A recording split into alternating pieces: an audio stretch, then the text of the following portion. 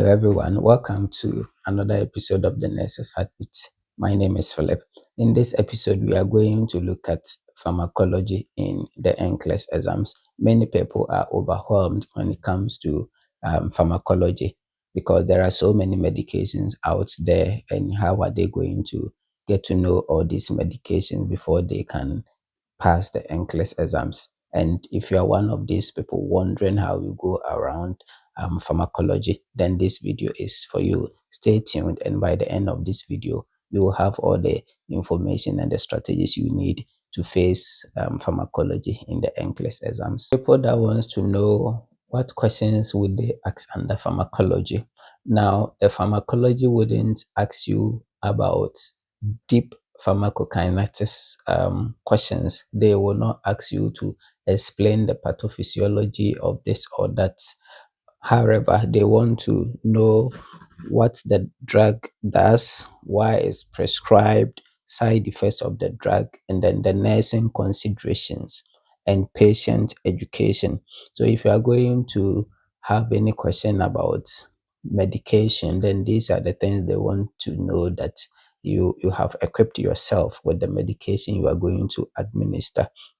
And that is exactly what we are going to do. So we can get some pharmacology questions in prioritization, select all that apply the SATA, and then the next generation case studies. You can get all these questions from various angles like that. Now let's look at some of the classes of the medications you have to know. When you are learning them, learn them by the class, so that when you know the class of the medications, it will group the medications for you, and it will be simpler for you to deal with them as well. So the first class of medications that I'm going to talk about in this video is the beta blockers. Now, when we talk of the beta blockers, we are talking of most of the medications that are ending with the LOL. Common ones are the bisoprolol, the metoprolol, and propranolol. These are beta blockers that we normally come into contact with. They are used to treat hypertension most of the time, and heart failures are also recommended for use. Now, when you are going to administer bisoprolol to a patient, then there are things that you have to take note of, and that is what the NCLEX is going to ask you. So one, the beta blockers, they reduce heart rate and blood pressure. So when you are going to give this medication, you should have that in mind, and you also know that because they reduce the heart rate, if patient heart rate is below 60 beats per minute, you are not going to give this medication. So the NCLEX exams is going to test you on this one. Let's say, for example, you are going to give bisoprolol to a patient whose heart rate is 58. What should you do? You know that you have to hold on the medication if the heart rate is less than 60. So it's very key that you have to take note of. And then giving beta blockers, you have to also watch for bronchospasms in asthmatics. So if patient is having asthma and you are giving the medication, then check for bronchospasms. If patient is having spasms, it could be side effect of the medication as well. So beta blockers like bisoprolol, you know that it can reduce the both heart rate and blood pressure, and you should hold the medication when the heart rate is less than 60. Now the mnemonic for this is LOL, low output level. So the beta blockers that ends with the law, bisoprolol, and the rest, the mnemonic is also LOL, law, just like that. And it means low output level. So it will lower heart rate. The second antihypertensives that you need to also look at in the NCLEX exams is the ACE inhibitors. Now, the ACE inhibitors, we also have our medications that ends with the PRO, IL, the pill medications. So a common example is the lisinopril, enalapril. These are also medications that are used for treating hypertension and also for heart failure. And a common side effect that you should observe when giving this medication, one is cough. So any patient who is taking lisinopril is likely to have cough, and you should observe for that. And then you should also watch for hyperkalemia, high potassium in this patient, and then angioedema. These are three common side effects that you can have from taking the ACE inhibitors. And the mnemonic is ACE. So ACE, ACE. So the common effect you should look at is the A for angioedema, the C for cough, and then the E for elevated potassium. So when you are giving ACE inhibitors, we should look for ACE side effects. A for angioedema, C for cough, and then the E for elevated potassium. They will always want to ask you this question, so that if you are giving the medication to a patient, the patient is coughing, you know where the cough is coming from, so that the necessary intervention will be taken. I've already told you that NCLEX is safety clinical exams, and these are the tips they want to test you for it. Now, the third drugs that we are talking about is the diuretics. So, diuretics also helps when patient is having edema, is going to drain excess fluid from the body and all of that. Because it is draining fluid, reducing fluid, they also sometimes reduce the blood pressure. They lowers the blood pressure of the patient. All right. So that is also a key medication. Now, in the diuretics, we have the loop diuretics, like the furosemide, very common medication. And what's the furosemide? The side effect you should watch when giving furosemide is low potassium. So, patient taking furosemide is likely to have potassium being low, and you should observe for that. And if you want to make sure a patient is not losing potassium, or if you want to give these diuretics to patient who is likely to lose potassium, then we are going to give the other form of the diuretics. We can give the potassium sparing. All right. Now, as the name implies, potassium sparing means that the medication will spare the potassium in the body. So this time, no potassium is going to be removed or excreted from the body. An example of potassium sparing is the spironolactone. All right. So sometimes we see that patients will be on furosemide and doctors will cross it off and prescribe the spiro. Most of the time, when patient is having a depleted potassium, they do this to make sure that patient do not excrete the potassium out. So when you are giving medications like spiro, nolactone, then you should monitor for increased potassium levels in the blood, because I have said they are potassium sparing. So they spare the potassium, they allow the potassium to remain in the body, and this can also have a buildup of potassium in the body. All right. So giving furosemide, you should watch for low potassium, but when you are giving the spiro, the potassium sparing, then you should watch for high potassium. I hope it's very clear. And then, so in giving diuretics, we have to monitor electrolytes and then blood pressure. So as I've said, these medications also reduce the blood pressure of the patient. So you should monitor for blood pressure. And one of the common risks is orthostatic hypotension. So patients taking these medications is at risk of having orthostatic hypotension. So when patient starts to move or do any activity, the blood pressure drops, and it can be as a result of these medications. So we have to take note of that.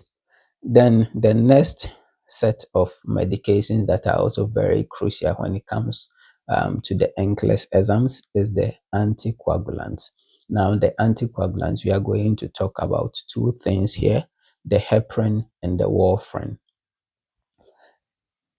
When we are given anticoagulants, we know that they are going to thin the bloods, they are going to make the bloods flow.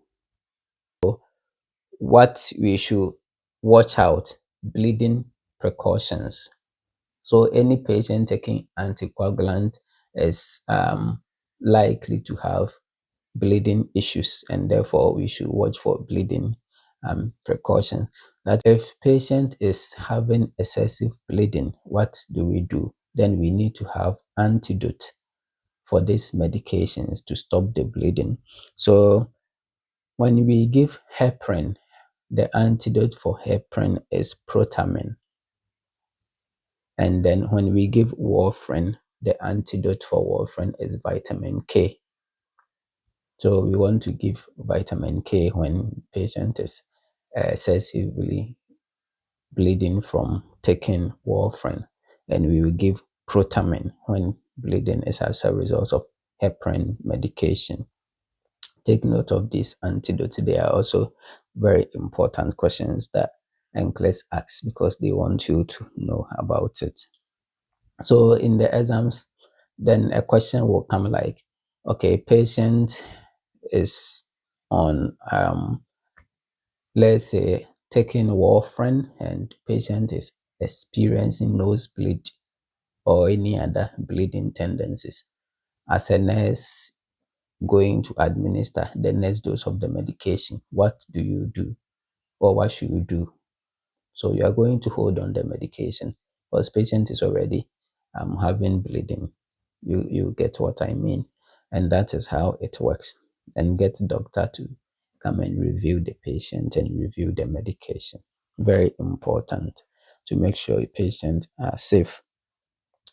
The next class of medications that we are looking at quickly that are also NCLEX-liked medication questions, we are looking at insulin types.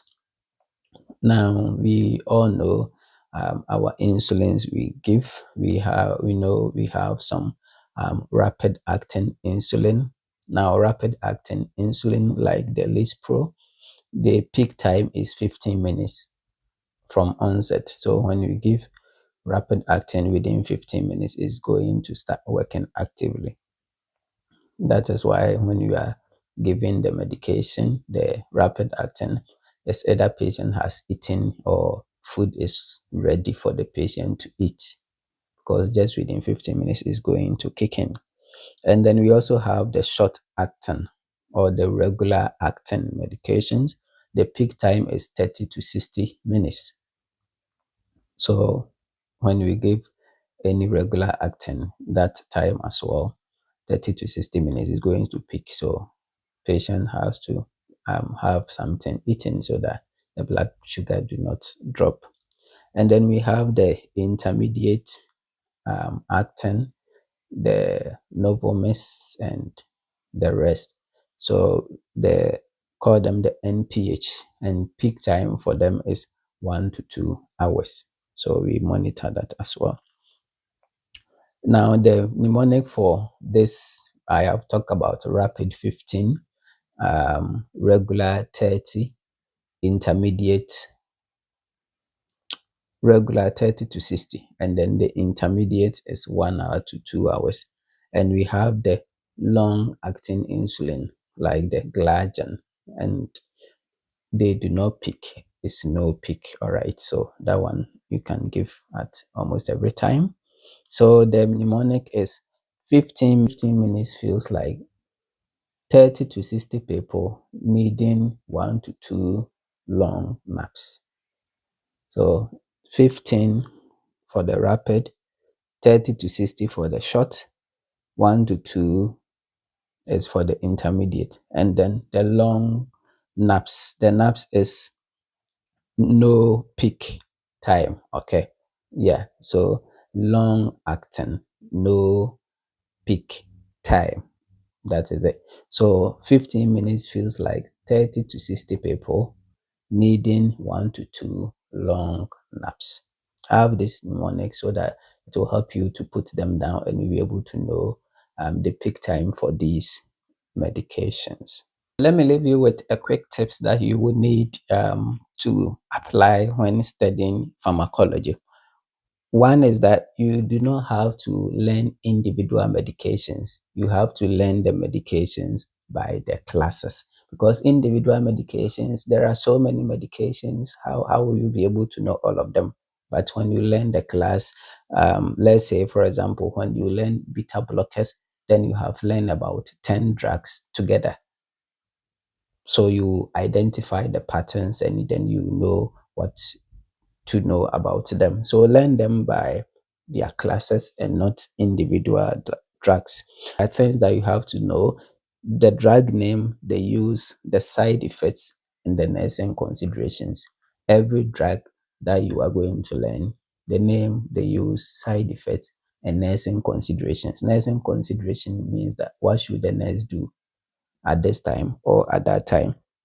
And the red flags that I talked about, example is when you are given the digoxin, then you hold the medication if heart rate is less than 60. When you are given medication like furosemide, you may have tinnitus, that is ototoxicity. Patient is telling you, I have problems with my ear. You are going to hold on for that.